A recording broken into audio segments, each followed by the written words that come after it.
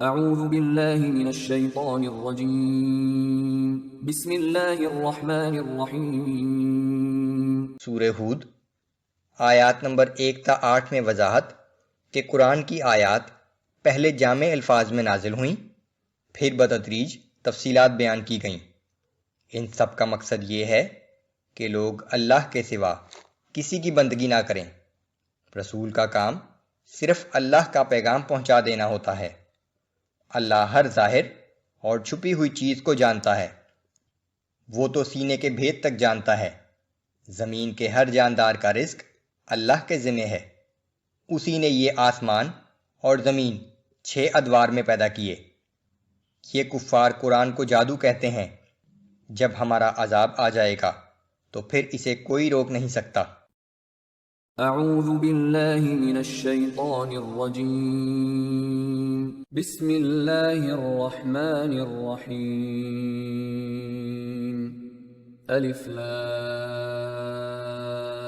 را کتاب احکمت آیاته ثم فصلت من لدن حکیم خبیر۔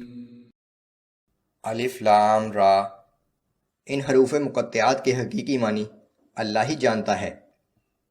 یہ وہ کتاب ہے جس کی آیات اپنے مطالب و دلائل میں بڑی مستحکم ہیں، پھر انہیں بڑی تفصیل کے ساتھ بیان کیا گیا ہے، اور یہ سب کچھ ایک بڑی حکیم اور باخبر ہستی کی جانب سے کیا گیا ہے،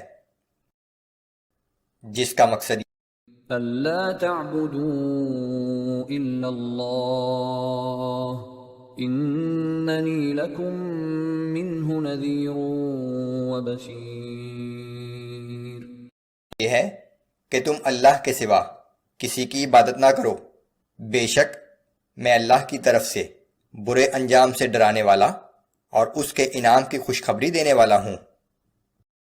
وَأَنِ اسْتَغْفِرُوا رَبَّكُمْ ثُمَّ تُوبُوا إِلَيْهِ يُمَتِّعْكُمْ مَتَاعًا حَسَنًا إِلَىٰ أَجَلٍ مُّسَمًّى وَيُؤْتِ كُلَّ ذِي فَضْلٍ فَضْلَهُ۔ اور اپنے رب سے استغفار کرو، پھر اس کی طرف متوجہ ہو جاؤ تو وہ ایک خاص مدت تک تمہیں اچھا سامان زندگی دے گا، اور زیادہ عمل کرنے والے کو اپنے فضل سے بہت زیادہ اجر دے گا۔ وَإِن تَوَلَّوْا فَإِنِّي أَخَافُ عَلَيْكُمْ عَذَابَ يَوْمٍ كَبِيرٍ۔ لیکن اگر تم نے روگردانی کی تو میں تمہارے بارے میں ایک بہت بڑے دن کے عذاب سے ڈرتا ہوں۔ إِلَى اللَّهِ مَرْجِعُكُمْ وَهُوَ عَلَى كُلِّ شَيْءٍ قَدِيرٌ۔ تم سب کو اللہ ہی کی طرف واپس لوٹ کر جانا ہے، اور وہ ہر چیز پر پوری طرح قادر ہے۔ أَلَا إِنَّهُمْ يَثْنُونَ صُدُورَهُمْ لِيَسْتَخْفُوا مِنْهُ۔ دیکھو یہ لوگ اپنے سینے کو جھکا کر دوہرا کر لیتے ہیں تاکہ اس سے چھپ جائیں۔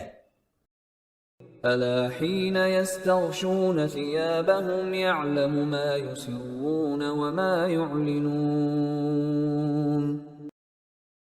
تو سن لو، جس وقت وہ اپنے جسم کو کپڑے سے ڈھانپ لیتے ہیں، وہ تو اس وقت بھی ان سب باتوں کو جانتا ہے جو وہ چھپاتے ہیں اور جو وہ ظاہر کرتے ہیں۔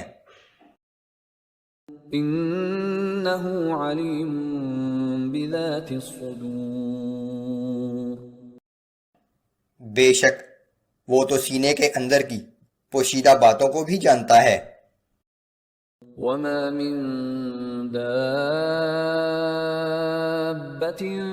فِي الْأَرْضِ إِلَّا عَلَى اللَّهِ رِزْقُهَا وَيَعْلَمُ مُسْتَقَرَّهَا وَمُسْتَوْدَعَهَا۔ زمین میں چلنے والا کوئی جاندار ایسا نہیں جس کا رزق اللہ کے ذمہ نہ ہو، اور وہ تو اس کے مستقل قیام کی جگہ کو اور اس کے امانتاً رکھے جانے کی جگہ کو بھی جانتا ہے۔ مستقر سے مراد وہ جگہ ہے جہاں انسان اس دنیا میں رہتا ہے، اور مستودع سے مراد اس کے دفن ہونے کی جگہ ہے۔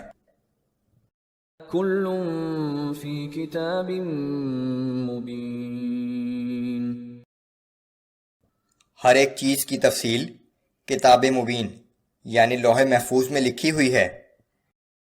وهو الذي خلق السماوات والأرض في 6 أيام وكان عرشه على الماء ليبلوكم أيكم أحسن عملا۔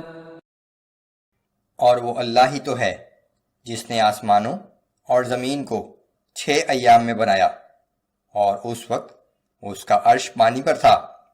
اس تخلیق کا مقصد یہ ہے کہ وہ تم کو آزمائے کہ تم میں سے کون اچھے عمل کرنے والا ہے۔ 6 ایام اور پانی پر عرش کی حقیقت صرف اللہ ہی جانتا ہے۔ وَلَئِن قُلْتَ إِنَّكُمْ مَبْعُوثُونَ مِن بَعْدِ الْمَوْتِ لَيَقُولَنَّ الَّذِينَ كَفَرُوا إِنْ هَذَا إِلَّا سِحْرٌ مُبِينٌ۔ اے پیغمبر صلی اللہ علیہ وآلہ وسلم، اگر آپ ان سے کہتے ہیں کہ تم سب مرنے کے بعد زندہ کیے جاؤ گے، تو کافر قرآن کی اس بات کو سن کر کہتے ہیں کہ یہ قرآن تو صرف ایک کھلا جادو ہے۔ وَلَئِنْ أَخَّرْنَا عَنْهُمُ الْعَذَابَ إِلَىٰ أُمَّةٍ مَّعْدُودَةٍ لَيَقُولُنَّ مَا يَحْبِسُهُ۔ اور اگر ہم ایک محدود مدت تک ان سے عذاب کو مؤخر کر دیں تو یہ لوگ طنزیہ انداز میں کہنے لگتے ہیں کہ کس چیز نے اس عذاب کو روک رکھا ہے۔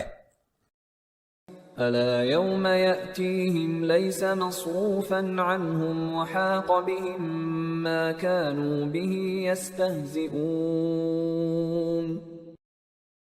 آگاہ ہو جاؤ کہ جس دن عذاب آ جائے گا تو پھر کسی طرح واپس ہونے والا نہیں ہے، اور پھر وہ عذاب جس کا یہ مذاق اڑا رہے ہیں ان کو ہر طرف سے گھیر لے گا۔